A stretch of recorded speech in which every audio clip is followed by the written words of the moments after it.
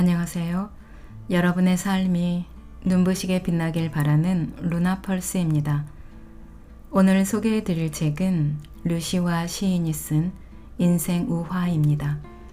이 책의 펴낸 곳은 연금술사 출판사입니다. 오랜만에 우화 읽는 재미를 선물하는 류시화 시인의 신작 우화집인데요. 독특한 그림과 개성 뚜렷한 주인공들, 의미 가득한 이야기로 꾸며집니다. 이 우화집은 17세기부터 동유럽에서 구전되어 내려온 짧은 이야기들에서 소재를 빌려와 작가가 재창작한 우화들과 그 이야기들의 영감을 받아 작가 자신이 창작한 우화들로 이루어져 있습니다. 우화가 펼쳐지는 무대는 폴란드 남동부의 작은 마을 해움입니다. 우화 속 마을 해움은 지리적으로 실존하는 장소가 아니라 상상 속 장소입니다. 이 우화집은 두 천사 이야기로 시작이 됩니다. 인간 세상을 내려다보며 지혜로운 자는 줄고 어리석은 자가 나날이 늘어나는 것이 걱정이 된 신이 두 천사를 불렀습니다. 그중 한 천사에게는 지상에 내려가 지혜로운 영혼들을 모두 모아 마을과 도시에 고루 떨어뜨리라고 말했고요. 두 번째 천사에게는 지상에 있는 어리석은 영혼들을 전부 자루에 담아 데려오라고 일렀대요. 첫 번째 천사는 임무를 수행하는데 큰 어려움이 없었는데요. 두 번째 천사는 어느 곳을 가든 어리석은 영혼이 셀 수 없이 많았기 때문에 자루가 꽉 차서 날개의 통제력을 잃고 소나무의 뾰족한 솔잎에 찔려 자루 밑이 찢어지고 말았대요. 그 순간 자루 안에 있던 영혼들이 일제히 쏟아져서 산 아래로 굴러 떨어졌다고 합니다. 그렇게 해서 세상의 모든 바보들이 한 장소에 모여 살게 되었다고 해요. 자신들이 세상에서 가장 지혜롭다고 믿는 바보들의 마을, 해움에서 일어난 기발하고 엉뚱한 일들, 세상에 대한 유쾌한 풍자와 은유의 책입니다. 그럼 바보들의 마을, 해움으로 잠시 떠나보겠습니다. 오늘도 책과 함께 편안하고 따스한 시간 되시기 바랍니다. 제목, 제발 내가 나라는 증거를 말해주세요. 헤르셀이라는 이름의 빵장수가 살았다. 해움에 거주하는 다른 사람들처럼 겉에 보이는 것이 전부가 아닌 남자였다. 뛰어난 제빵사일 뿐 아니라 철학자이기도 한 헤르셀은 스스로에게 나는 누구인가 하고 묻곤 했다. 그리고 그 물음에 대한 여러 해답들 중에서 한 가지 사실만은 분명히 알았다. 자신은 빵 굽는 일을 사랑하는 사람이라는 것이었다. 밀가루 반죽을 하는 자신의 손가락, 발효가 되어 부풀어 오르는 반죽, 오븐에서 알맞게 구워질 때 나는 빵 내음까지 사랑했다. 다른 무엇보다도 그는 빵 굽는 사람이었다. 그럼에도 불구하고 나는 누구인가 라는 질문이 종종 그의 마음을 사로잡았다. 그것은 헤르셀뿐 아니라 해움의 공중 목욕탕에서 남자들이 시간을 보내기 위해 곧잘 토론하는 철학적 질문이기도 했다. 그들은 다양한 각도에서 그 해답을 추구해 나가곤 했다. 어느 날 목욕탕에 남자들이 모였을 때 양복 가게를 하는 이체크가 말했다. 난 오래전부터 궁금한 것이 있어. 우리를 우리 자신이게 만드는 것이 과연 무엇일까? 그러자 우유 배달부 에덱이 진지한 표정으로 말했다. 인간은 모두 똑같게 창조되었다고 성경에 적혀 있어. 굴뚝 청소부 태부에도 말했다. 맞아. 따라서 우리를 구분해 주는 것은 우리가 입고 있는 옷이야. 그 말에 빵장수 헤르셀은 놀라서 목욕탕 안을 둘러보았다. 모든 남자가 허리에 똑같은 흰 수건 하나씩만 두르고 있었다. 헤르셀은 말없이 깊은 고민에 잠겼다. 만약 각 사람의 존재를 구분해 주는 것이 옷이라면 그 옷을 벗으면 어떻게 되지? 이러다가 어느 날 목욕탕에서 발가벗은 채로 자신을 잃어버리게 될지도 모른다는 두려운 예감이 앞섰다. 밀가루 범벅인 앞치마를 벗으면 사람들이 그를 신발 수선공으로 착각할 수도 있었다. 만약 그런 일이 일어나면 큰일이다. 그렇게 되면 남은 인생을 신발 수선공의 둥근 의자에서 보내야만 할지도 모를 일이었다. 더 나쁜 것은 사람들이 그를 물 나르는 사람으로 혼동하는 일이었다. 그렇게 되면 죽을 때까지 비가 오나 눈이 오나 물이 가득 든 무거운 가죽 주머니를 어깨에 지고 날라야 할 것이다. 만약 사람들이 그를 지붕 수리공으로 착각한다면 뜨거운 태양 아래서 지붕을 수리하며 인생을 보내는 자신의 모습을 떠올리는 것만으로도 끔찍했다. 그건 절대로 안 될 일이었다.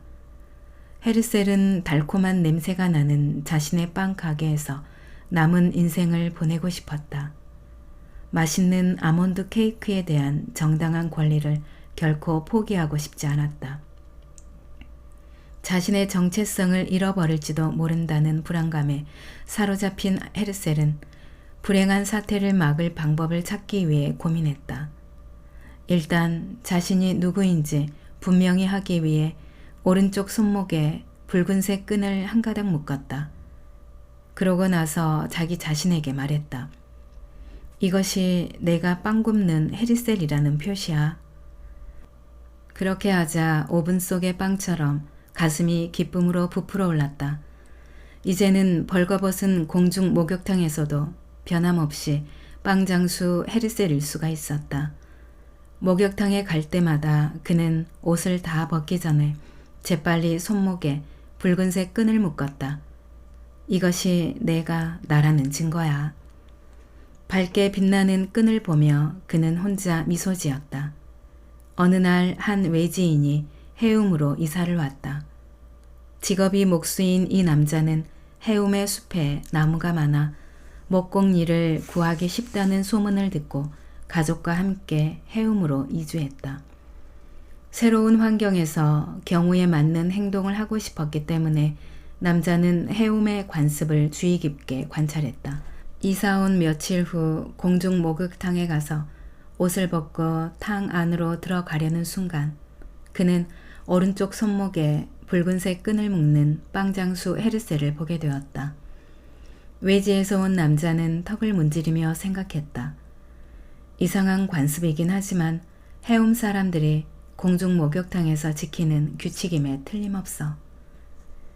그 다음 주 금요일 안식일의 정결함을 위해 목욕탕으로 간 헤르셀은 손목에 끈을 묶은 뒤 수건만 머리에 걸치고 탕 안으로 들어갔다. 그날따라 뜨거운 증기에 몸을 맡기고 오랫동안 목욕을 즐겼다. 목욕을 마치고 탈의실로 걸어가면서 헤르셀은 몸이 무척 정결해지고 상쾌해진 것을 느꼈다. 기분이 좋아진 그는 자신이 빵장수 헤르셀인지 확인하기 위해 손목에 묶은 끈으로 시선을 돌렸다. 그런데 끈이 사라지고 없는 게 아닌가.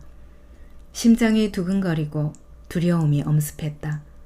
설상가상으로 헤르셀이 고개를 들었을 때 허리에 수건을 두르고 손목에는 밝게 빛나는 붉은색 끈을 묶은 한 낯선 남자를 보았다. 이마에서 식은땀이 흐르고 금방이라도 기절할 것만 같았다. 헤르셀은 생각했다. 만약 저 남자가 나라면 그럼 나는 누구지? 헤르셀은 극심한 공포로 몸을 떨며 조심스럽게 그 낯선 남자에게 다가가 말했다. 친구여, 나는 당신을 전에 한 번도 본 적이 없지만 당신이 누구인지 압니다. 당신은 바로 나입니다. 아니면 내가 나라고 생각했던 바로 그 사람입니다.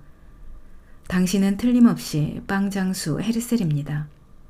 왜냐하면 오직 빵장수 헤르셀만이 목욕탕에 들어갈 때 손목에 붉은색 끈을 묶기 때문입니다. 하지만 신뢰가 안 된다면 나에게 말해 주시오. 만약 당신이 빵장수 헬셀이라면 나는 누구인가요? 제발 말 좀 해주시오. 남은 인생 동안 내가 무엇을 하며 살아야 하는지 알아야 하기 때문이요. 제목, 자기 집으로 여행을 떠난 남자. 한 번은 해움의 부자 상인이 일주일 동안 바르샤바를 여행하고 돌아왔다. 그는 자신이 경험한 아름다운 상점과 높은 건물과 볼거리들이 즐비한 경이로운 도시에 대해 만나는 사람마다 자랑을 늘어놓았다. 신발 수선공 슐로모는 질투심 때문에 더 이상 듣고만 있을 수 없었다. 자신의 눈으로 그 위대한 도시를 직접 보고야 말겠다고 결심했다. 슐로모는 가난하지만 자신만의 내면 세계를 가진 사람이었다. 그는 언제나 다른 도시, 다른 장소를 꿈꾸었다. 해움에서 태어나 해움에서 자라고 해움에서 결혼하고 자신이 아는 모든 것을 해움에서 배웠지만 해움이 세상의 전부가 아니라는 걸 알고 있었다.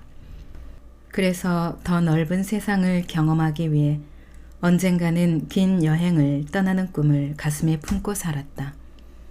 그런데 슐로모에게는 천성이 게으르고 잠이 많다는 치명적인 약점이 있었다. 게다가 행색만 신발 수선공이지 변변한 가게도 없이 아내 골다의 생활력에 의지해 살고 있는 터라 여행은 말 그대로 공상에 불과했다. 하지만 부자 상인의 여행담을 지겹도록 듣고 난 후부터는 다른 어떤 것도 머리에 들어오지 않았다. 반드시 바르샤바에 가야만 해. 오직 그 생각 때문에 밥이 넘어가지도 일이 손에 잡히지도 않았다. 마음속에는 그 경이로운 도시를 직접 여행하는 상상뿐이었다. 아침에 슐로모는 아내에게 선언했다. 나는 바르샤바에 갈 거야. 아내 골다가 말했다. 그 먼 곳을 무슨 수로 가겠다는 거야? 장거리 여행은 잠이 많은 당신에게 어울리지 않아. 내가 시장에 채소 팔러 다녀올 동안 집에서 애들이나 잘 보고 있으셔. 슐로모는 고개를 저으며 단호하게 말했다. 아니야, 난 바르샤바에 꼭 가고 말 거야. 어처구니 없어 하며 아내가 물었다. 바르샤바에 가서 뭘 할 건데? 슐로모가 말했다. 그럼 해움에선 내가 뭘 하는데? 어차피 하는 일이 없긴 마찬가지야. 아내가 다시 물었다. 여비는 무슨 수로 마련할 거야? 돈이 없으면 바르샤바까지 걸어서 가겠다며 슐로모는 물러서지 않았다. 아내가 비웃으며 말했다. 가뜩이나 낡은 신발이 금방 닳아서 구멍이 날 텐데. 그렇다면 신발을 손에 들고 맨발로 가겠다고 슐로모는 주장했다. 아내가 다시 말했다. 얼마 못 가서 지쳐 쓰러질 텐데도. 슐로모는 그런 건 상관없다고 말했다. 골다의 거듭된 만류에도 불구하고 그는 아이들이 깨기 전에 빵 한 덩이와 치즈 한 조각, 양파 하나를 챙겨 길을 떠났다. 해움에는 바르샤바 길이라는 거리가 있었기 때문에 슐로모는 이 길이 이름 그대로 바르샤바로 이어진다고 믿었다. 거대한 도시를 만난다는 설렘으로 생전 처음 떠나는 여행에 대한 흥분으로 하늘을 날 것만 같았다. 이내 집과 가게들이 시야에서 사라지고 처음 보는 강과 들판이 나타났다. 길에서 마주치는 사람들도 모두 낯선 얼굴이었다. 새로운 풍경에 취해 발에 차이는 돌조차 의식하지 못했다. 쉬지 않고 몇 시간 동안 걸음 끝에 슐로모는 나무 한 그루가 서 있는 두 갈래길에 이르렀다. 허기도 달래고 앞으로 남은 여행을 위해 잠시 낮잠을 자기에 적당한 장소였다. 그때 문득 한 가지가 염려되었다. 만약 잠에서 깨어났을 때 방향 감각을 잃으면 어떻게 하지? 어느 쪽이 바르샤바로 가는 길이고 어느 쪽이 해움으로 가는 길인지 모를 수도 있어.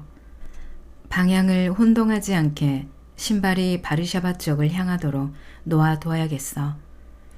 그래서 신발코는 바르샤바를 향하고 뒤꿈치는 해움을 향하게 해서 길 한복판에 가지런히 놓아두었다. 그런 다음 빵 한 조각과 치즈와 양파 반쪽을 먹고 나서 나무 둥치에 기대어 곤히 잠들었다. 슐로모가 잠든 사이 그 근처에 사는 이발사가 우연히 그곳을 지나다 길에 놓인 신발 한 켤레를 보고 걸음을 멈췄다. 내 발에 잘 맞겠군. 그는 주위를 둘러본 후 신발을 주워 들었다. 그런데 생각보다 낡고 깔창에서 고약한 냄새가 풍겼다. 이발사는 이마를 찌푸리며 세상에 누가 이런 누더기 신발을 신겠어? 하고 땅에 던져버렸다. 바닥에 떨어지면서 공교롭게도 신발코가 해움을 향하게 되었다. 잠에서 깬 슐로모는 자신의 신발이 그 자리에 그대로 놓여있는 것을 보고 내심 미소 지었다. 난 정말 머리가 좋아. 바르샤바가 어느 방향인지 신발코가 분명하게 가리키고 있잖아. 신발끈을 졸라매며 그는 중얼거렸다.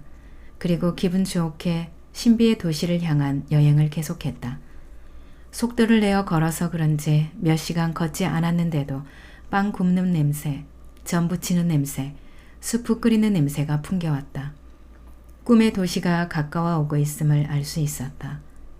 도시 외곽에 들어선 슐로모는 눈앞에 펼쳐진 풍경에 깜짝 놀랐다. 그는 탄성을 지르며 말했다. 세상에 이럴 수가. 바르샤바는 내가 기대했던 모습이 전혀 아니야. 내가 사는 해움과 어쩌면 이렇게 똑같을 수 있지. 자신은 분명히 아침 일찍 해움을 떠났으며 바르샤바를 향해 하루 종일 걸었다. 따라서 해움으로 되돌아왔을 리는 결코 없었다. 이 말을 긁으며 곰곰이 생각한 끝에 슐로모는 답을 얻었다. 사람 사는 곳은 어디나 다 똑같다라고 학교에서 배운 내용이 떠오른 것이다. 놀란 가슴을 진정시키며 조심스럽게 도시 안으로 걸어 들어간 슐로모는 실로 경이로운 광경과 맞닥뜨렸다. 해움에 있는 것과 정확히 똑같은 빵가게가 나타나고 유리 너머로 한 남자가 손을 흔들며 인사를 하는 것이었다. 안녕? 눈으로 보면서도 믿을 수가 없었다. 슐로모는 고개를 흔들며 중얼거렸다. 바르샤바의 빵장수가 어떻게 해움의 빵장수와 똑같은 얼굴일 수가 있지?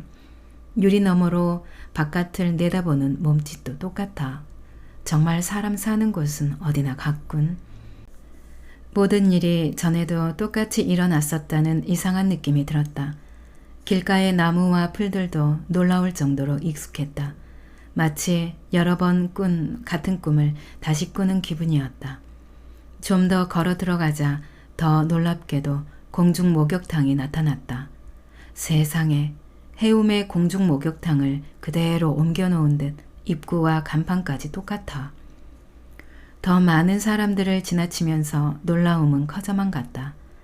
한 사람 한 사람 모두가 해움 사람들과 똑같이 닮았고 해움의 랍비와 똑같은 랍비가 있었다. 문득 슐로모는 자신이 눈에 많이 익은 골목에 서 있음을 알았다. 이 길은 우리 집으로 가는 골목과 매우 닮았어. 그리고 저 길 봐. 저 집은 우리 집과 아무 차이가 없어. 페인트 칠이 벗겨진 것도 똑같아. 천천히 걸음을 옮겨 집 가까이 다가간 슐로모는 마당에서 놀고 있는 두 아이를 발견했다.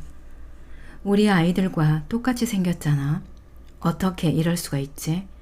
하루 종일 걸어서 바르샤바에 도착했는데 해움과 똑같은 모습이고 우리 집과 똑같은 집에서 우리 아이들과 똑같이 생긴 아이들이 뛰어놀고 있어. 뜰에서 모이를 쪼는 닭들의 깃털마저 똑같아. 점점 더 무서운 느낌이 들 때 한 여성이 창문 밖으로 얼굴을 내밀고 소리쳤다. 슐로모, 얼른 안으로 들어와. 저녁 준비 다 됐어. 슐로모는 눈과 귀를 믿을 수가 없었다. 그 여성은 아내 골다를 너무나 똑 닮았으며 골다만이 낼 수 있는 고음의 목소리를 갖고 있었다. 더 기절할 일은 그녀 남편의 이름도 자신과 똑같은 슐로모라는 사실이었다. 슐로모는 머리를 흔들며 집 안으로 들어갔다. 실내의 가구 배치까지 자신이 사는 집과 정확히 일치했다. 아이들은 해움에 두고 온 아이들과 마찬가지로 버릇이 없었다. 티격태격하고 징징거렸다. 그리고 요람에는 얼마 전 태어난 자신의 쌍둥이 딸을 똑같이 복제한 두 아기가 잠들어 있었다. 어떻게 이런 우연의 일치가 있을 수 있지? 이건 우연 이상이었다. 촛불을 밝힌 자신의 집에 있는 것과 똑같은 식탁에 앉아 있으니 해움에 있는 집과 식구들에 대한 그리움이 밀려왔다. 그럼에도 한 가지 궁금한 점이 있었다. 바르샤바가 해움과 똑같은 모습이고 이 집과 아이들과 그 아이들의 엄마가 해움에 있는 자신의 집과 아이들과 아내를 정확히 닮았지만 이 집을 함께 소유하고 이 아이들의 아버지이며 사랑하는 아내 골다와 똑같이 생긴 여성과 결혼한 남자는 과연 누구일까? 이 집에 사는 슐로모라는 남자를 꼭 한번 만나보고 싶었다. 그 남자도 자신과 똑같이 생기고 똑같은 생각을 하는 남자인지 확인하고 싶었다. 그도 그날 아침 여행을 떠났다고 했다. 그래서 슐로모는 그가 나타날 때까지 그 집에서 지내며 기다리기로 마음먹었다. 그러는 사이 그 집의 아이들이 그를 아빠라고 부르고 있었다. 아마도 그를 보니 그들의 아빠가 떠오른 모양이었다. 다른 사람들의 눈에 슐로모는 전과 마찬가지로 가난하고 잠이 많은 신발 수선공이었지만 그는 이제 완전히 다른 내면 세계를 가진 사람이었다. 사람들이 그를 자신들이 아는 슐로모와 혼동할 때마다 그는 말하곤 했다. 나는 당신들이 아는 슐로모가 아닙니다. 그리고 여기는 내 집이 아닙니다. 나는 이곳이 아닌 다른 곳에서 왔습니다. 그곳에도 당신들과 똑같이 생긴 사람들이 똑같은 일을 하면서 살고 있습니다. 당신들은 그곳이 궁금하지 않습니까? 사람들은 일이 바빠서 한 귀로 듣고 다른 귀로 흘렸지만 슐로모는 사람 사는 곳은 어디나 같다라는 사실을 깊이 경험한 사람이었다. 하지만 아내와 똑같이 생기고 이름도 골다인 여자가 차려주는 밥을 먹으며 이따금 공상에 밀려오는 것은 어쩔 수 없었다. 다른 슐로모는 지금 어디에 있을까? 그는 언제 이 집에 돌아올까? 그가 돌아와야만 사람들이 내 말을 믿을 텐데 왜 오지 않는 것일까? 내 진짜 아내 골다는 무엇을 하고 있을까? 나를 기다리고 있을까? 아니면 바르샤바에서 해움으로 여행을 떠난 또 다른 슐로모와 살고 있을까? 그런데 난 왜 그것으로 돌아가지 않지? 사람 사는 곳이 다 똑같다면, 그리고 다른 모든 마을도 이것과 똑같다면 온 세상이 하나의 거대한 해움인 걸까? 그렇다면 굳이 돌아갈 필요가 있을까? 아무리 생각해도 답을 알 수 없었다. 그래서 슐로모는 아직까지 해움의 자기 집과 똑같이 생긴 바르샤바의 그 집에서 살고 있다. 잠이 많긴 해도 진실을 알기 위해서는 어떤 고난도 마다하지 않는 성격이기 때문이다. 제목: 하늘에서 내리는 나무. 해움은 동유럽과 서유럽 사이 한때 러시아의 지배를 받은 적 있는 폴란드 남동부에 위치한 마을이었다.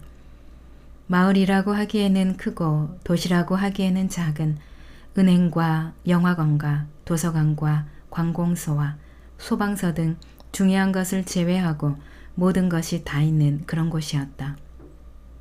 멀지 않은 곳에 루블린이라는 대도시가 있고 더 가까운 곳에 부제시치와 자모시치 같은 소도시가 있어서 필요한 것들은 그곳에서 구할 수 있었다. 그곳에 없는 것들은 천국에서 구하면 된다고 그들은 믿었다. 해움이 유명해진 이유는 그들의 특별한 지혜 때문이었다. 해움 사람들은 모두가 현자였다. 적어도 그들 자신은 그렇게 믿었다. 그들은 자신들이 세상에서 가장 지혜롭다고 자부했으며 세상 사람들이 자신들을 바보라고 부르는 것에 개의치 않았다. 그들 자신이 어디서 왔는가에 대해 말할 때면 그들은 곧잘 하늘에서 떨어졌다라고 말하곤 했다. 해움 사람들은 자신들이 사는 마을을 사랑했다. 이웃을 사랑하고 광장과 회당과 학교와 가족을 사랑했다. 마을을 둘러싼 숲과 강과 나무들도 사랑했다. 그리고 무엇보다 자신들의 특별한 지혜를 자랑스럽게 여겼다. 어느 여름 뜨거운 태양이 날마다 내리쬐었다. 여러 달 동안 비 한 방울 내리지 않는 날들이 이어졌다. 강은 바닥을 드러내고 우물물도 떨어져 갔다. 텃밭의 채소들은 시들고 새와 동물들도 갈등에 허덕였다. 비 소식 없이 또 한 달이 지나자 마을 사람들은 무척 걱정이 되었다. 어떻게 해야 물을 구할 수 있지? 살려면 물이 필요해. 그들은 방법을 찾기 위해 마을 한가운데 광장에 모였다. 현자들에게 가서 물어요. 라헬라가 소리쳤다. 그녀는 문제를 해결하려면 그들 중에서 가장 지혜로운 이들의 도움이 필요하다는 걸 알 만큼 지혜로웠다. 그들의 말에 모두가 동의했다. 그들은 현자 중에 현자들로 구성된 의회를 소집할 생각이었으나 그때 우연히 술집에서 나오는 최고 현자 하임을 발견했다. 그곳은 현자들이 종종 모여 갈증을 해결하는 곳이었다. 현자들이라 해도 목이 마른 것은 어쩔 수 없기 때문이었다. 사람들이 그에게 다가가 물었다. 하임, 물을 구하려면 우리가 무엇을 해야 하죠? 어떻게 해야 지독한 가뭄에서 살아남을 수 있을까요? 그것은 심각한 문제였으며 심각한 문제에는 심각한 생각이 필요했다. 현자 하임은 눈을 감고 수염을 쓰다듬었다. 그것은 그가 깊은 생각에 잠길 때면 하는 습관이었다. 사람들은 숨을 죽이고서 기다렸다.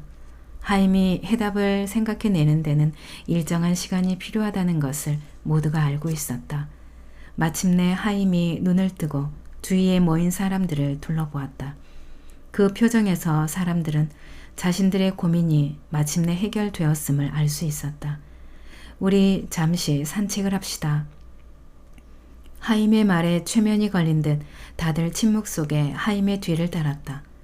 그들은 광장을 지나고 회당 앞을 통과하고 빈 양동이를 놓고 개 2마리가 싸우는 공동 우물을 지나쳤다.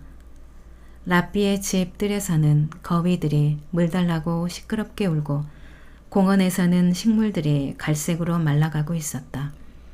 그들은 긴 행렬을 이루어 마을 건너편에 자리 잡은 숲을 향해 걸어갔다. 그들이 숲 한가운데 이르렀을 때 하임이 다시 흰 수염을 쓰다듬으며 말했다. 주위를 둘러보시오. 무엇이 보입니까? 그 말에 모두가 위를 올려다보고 아래를 내려다보고 주위를 돌아보았다. 무슨 대답을 해야 할지 망설이고 있을 때 라헬라가 말했다. 나무들이 보여요. 여인숙 종업원 페렉이 맞장구 쳤다. 맞아요. 내 눈에도 나무가 보여요. 그러자 나머지 사람들도 고개를 끄덕이며 이구동성으로 소리쳤다. 사방에 나무들이 있어요. 하임이 미소 지으며 물었다.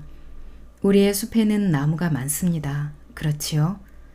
모두가 동의하자 하임이 재차 물었다. 마을 안에는 어떤가요? 그곳에도 나무가 많지요? 사람들이 힘주어 대답했다. 네, 아주 많아요. 그가 다시 물었다. 그리고 나무 종류도 매우 많습니다. 안 그런가요? 맞아요. 소나무도 있고 전나무도 있고 떡갈나무와 미루나무도 있고. 잠깐. 하임이 손을 들어 말을 끊으며 말했다. 이제 우리의 문제에 대한 해결책을 발표할 시간입니다. 모두가 숨죽이고 기다렸다. 해움 사람들은 자신들의 현자를 존경할 줄 알았다. 더구나 지금은 끔찍한 가뭄으로부터 벗어날 해결책을 들으려는 중요한 순간이었다. 하임이 진지하게 말했다. 우리의 가뭄 문제를 해결하기 위해 이제부터 우리는 나무를 비라고 부르기로 합시다. 그리고 비는 나무라고 부릅시다. 자, 주위를 둘러보세요. 무엇이 보입니까? 풍부한 비가 보이지 않습니까? 모두가 고개를 들어 바라보았다. 두말할 필요 없이 그들은 온통 비에 둘러싸여 있었다. 현자 하임이 다시 물었다. 여러분, 주위 모든 것에 무엇이 보이나요? 비요. 모두가 합창하듯 소리쳤다. 우리는 온통 비에 둘러싸여 있어요. 이제 지긋지긋한 가뭄이 끝났어요. 그렇게 그들은 문제가 해결되었다고 믿고 다시 행복하게 일상으로 돌아갔다. 누구도 생각하지 못한 지혜로운 방법으로 가뭄의 위기를 극복한 것이다. 그들 모두 자신들의 현자를 더없이 자랑스러워했다. 그리고 이듬해 봄, 밤낮으로 쉬지 않고 비가 내려 지붕이 새고 강이 넘쳤을 때는 현자 하임의 문제 해결 방식에 따라 비를 나무라고 부르며 마음을 놓았다. 낭독은 여기까지입니다. 여러분의 구독과 좋아요, 댓글은 저에게 큰 힘이 되는 거 아시죠? 오늘도 끝까지 들어주셔서 감사합니다.